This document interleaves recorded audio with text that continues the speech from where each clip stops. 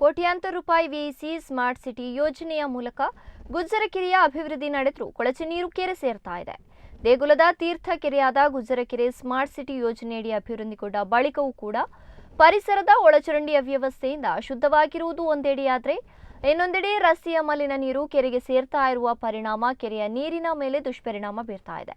ಈ ಬಗ್ಗೆ ಕೆಲವು ದಿನಗಳ ಹಿಂದೆ ಮಾಧ್ಯಮಗಳು ವರದಿ ಮಾಡಿತ್ತು. ಬಳಿಕ ಪಾಲಿಕೆ ಅಧಿಕಾರಿಗಳು ಸ್ಥಳಕ್ಕೆ ಭೇಟಿ ನೀಡಿ ಪರಿಶೀಲನೆಯನ್ನ ನಡೆಸಿದ್ರು. ದೇವರ ತೀರ್ಥಸ್ಥಾನಕ್ಕೆ ಇರುವ ಈ ನೀರು ಕುಡಿಯಲು ಯೋಗ್ಯವಲ್ಲ ಎಂದು ಹಲವಾರು ಬಾರಿ ಪ್ರಯೋಗಾಲಯದ ವರದಿಗಳಿಂದ ಸಾಬೀತಾಗಿದೆ.